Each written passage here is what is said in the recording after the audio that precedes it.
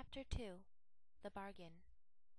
To the principals, vice principals, and head teachers of all public and higher private schools in the Otaku, Shinagawa-ku, Minato-ku, Chuo-ku, Tuto-ku, and Edogawa-ku, we are conducting a vital test of information passing in relation to Kaitou 1412, nicknamed Kaitou Kid heists.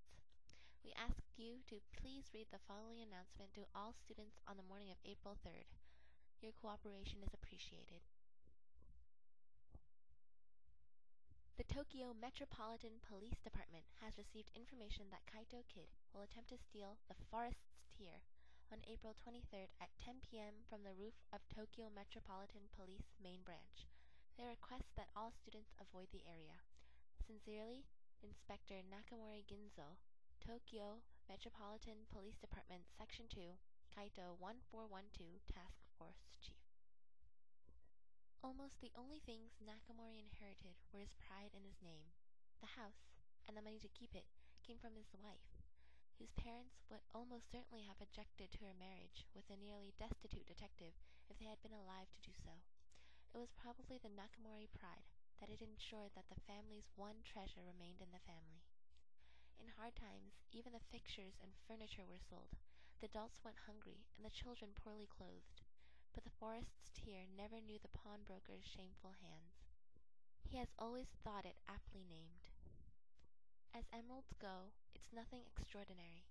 A good depth of hue, maybe even an unusually beautiful cut, but it has no size or particularly eye-capturing gleam. It graces no pages in prominent gem encyclopedias. It has never adorned a member of royalty, and its smooth surface has never been darkened with spilt blood. Kid, who likes the carats of his stones in the triple digits, and even then is fastidiously concerned with their splendor, or at least their notoriety, would have absolutely no interest in it. No interest, except for the fact that it is owned by Nakamori. It's sitting in his pocket now, nestled in a cheap velvet box he pilfered from Ako's room. Compared to her life, it's weightless and valueless. Might as well be a box of sand. The roof is a large empty space, flat except for the stairway exit, with a 2-foot safety wall running around the edges. In any other circumstance, he would have had lights set in each corner, spotlights on the bordering roofs as well as backup, and a man on the stairwell's roof. Tonight, mild spring wind playing through his unbrushed hair, he has done none of these things, has taken no precautions, has in fact done the opposite. He's not happy with his men, not happy with their plan, their instance, their involvement. Their argument is good. Nakamori standing alone on the roof looks damn suspicious, while Nakamori standing with the rest of his squad looks incompetent, but par for the course. But it's in Kid's job description to walk into traps. Risking their positions unnecessarily damn well isn't in theirs. They're bunched up around the stairwell, backs to the metal door, in what Nakamori thinks might be an attempt at presenting a non-threatening front, but in fact it makes them look like they're prepared to bolt back down the stairs. Standing in the smaller group in front of them are Ogawa, Sawara, Yamamoto, Washiro, Takarai, dressed in civilian clothes. They've been stood down, as has he, are all supposedly leaving the investigation in the hands of Section 1. Just the fact that they're fellow cops, not to mention the personal contacts they all hold between them, is ensuring them the best efforts of the force, but that's just not enough. And to make matters worse, he's conscious of Higishiyama's eye on the squad, and him in particular, has had to leave 2 men in the office to keep anyone from finding it suspiciously empty. The question now is, will he have anything to hide? Has his plan even worked? So many possible ways it could fail. The kid could be homesick, could be late to school, could, after all, attend a school in a different ward, could have the school with staff too ornery to read the facts. "It's 10 o'clock, Inspector," says a quiet voice behind him, Hoshino. "And I must say, Inspector, it is heartwarming the way you're never late. Although I suppose it's to be expected that you be on time for your own trap." The entire squad swivels on its heels. Nakamori, who has been half expecting that careless tone for the past 10 minutes, faster than most. Kaitou Kid is standing on top of a stairwell roof, looking down at them with one eye shadowed by the brim of his hat, the other a bright reflection of moonlight. The breeze is batting his mantle about his ankle, not strong enough to pull it out from behind him. A bad night for the glider, for the moonlight, for Kid. And still, he showed up. His only concession to the situation, as far as Nakamori can tell, is that his hands are hanging loosely by its side rather than in his pockets. "Really, I'm disappointed in you, Inspector," continues the Kid. He inclines his head slightly, and the moonlight falls from the glass in his eyes, lets him see him raking his gaze over them. "It's not a trap," barks Nakamori gruffly, throat dry from a day's worth of chain smoking. He reaches into his pocket and wraps his hand around the box, pulls it out into the poor light of the roof, and flips the over-tight hinge open. He takes a gem in his finger and thumb and holds it up so that what little light there is will pick it up. It's the size of a peach stone, cold and sharp in his fingers. "A trade. You give us some help, and I'll give you the stone. A bargain for you."